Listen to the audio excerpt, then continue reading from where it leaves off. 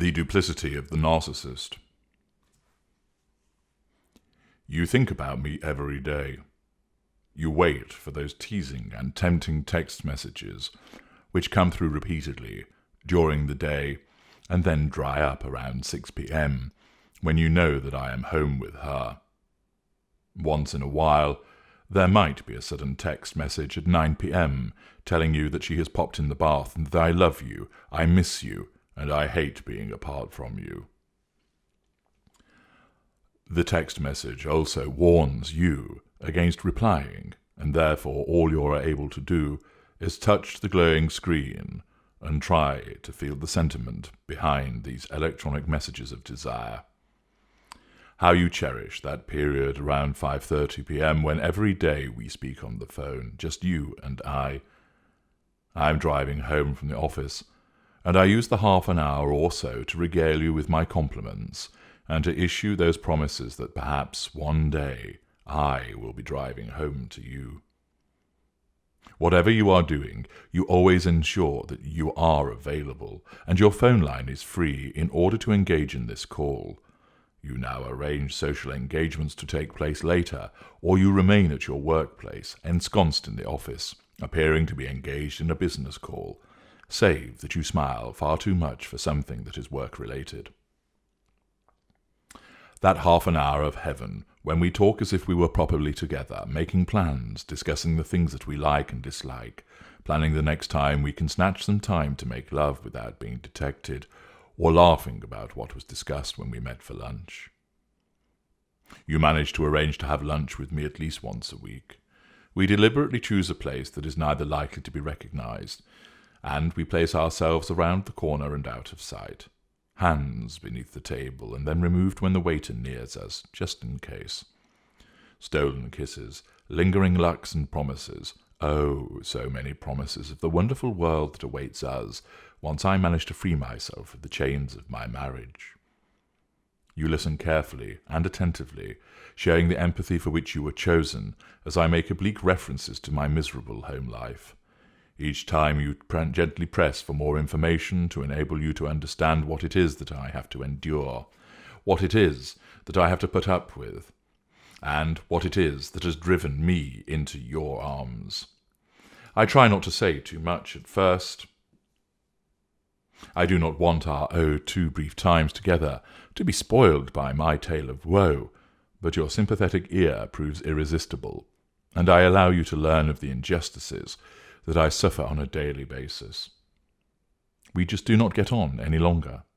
She lost interest in me sexually 3 years ago. I'm amazed I've lasted this long. Nothing I seem to do is good enough. No matter how hard I try, she always finds something to criticize. You listen and nod. I know you are desperate to weigh in and slide a knife between me and her and cut our bonds, but the decency that you are imbued with prevents you from doing so. You even suggest reasons why this state of affairs is as it is. You are kind, generous, and understanding. You thrill to my sudden calls out of the blue. You always answer after one ring, sometimes even less, thus denoting that your phone is kept next to me, kept to you at all times. Your voice always tells me how delighted you are to hear from me. When we meet, your eyes, your kiss, your hugs, and your spoken enthusiasm cause me to soar as I witness your devotion and desire. You experience a surge of excitement when you are disturbed by a chime in the middle of the night and see that I have managed to issue another text to you. I cannot get you out of my head, and I had to let you know. Don't reply. I'm in bed with her. The delight that you experience at hearing from me when you expected not to is tempered by the knowledge that I am with her, and I am not with you. The weekends are hardest, as you often tell me. I can tell you want to say more, but I know that you are fearful of pushing me away by being too demanding. I text you when I can, and even manage to call you, speaking in hushed tones from a toilet cubicle or a changing room in a department store, stifling my laugh that I have pretended to try on some clothes, just so I can call you. I keep you hooked, though. I know how much you want me. I know you love me, and I know you want me to be loved, to take me away from the misery of my marriage. I promise you that one day we will be together. Now is not the time. It isn't quite right at the moment. There's a family event coming up, and it wouldn't be sensible to drop such a bombshell with that on the horizon.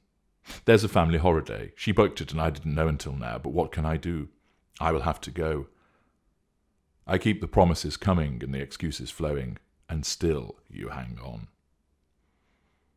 I know you wonder why I keep my phone close to me. You haven't said anything yet, but I'm not stupid. I can see the suspicion in your eyes when I wake and immediately check my mobile. I'm waiting for an important email that may have come in from the States overnight.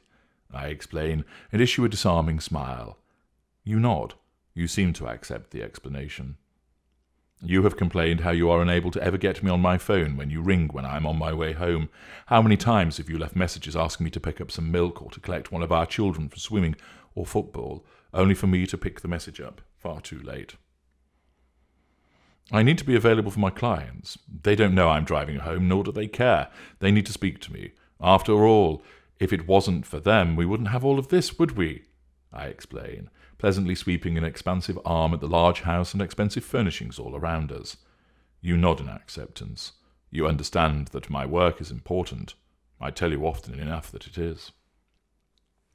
I wish you would meet me for lunch when I come into town, you say every week or so. I kiss your forehead and tell you that I wish that I had the time to enjoy lunch with the woman that I love, but it is a sandwich and a bottle of fizzy water at my desk for me. There are targets that must be hit. You nod in understanding and tell me that I work too hard. I thank you, and my mind drifts to what I will eat in that Thai restaurant. I will be having luncheon tomorrow.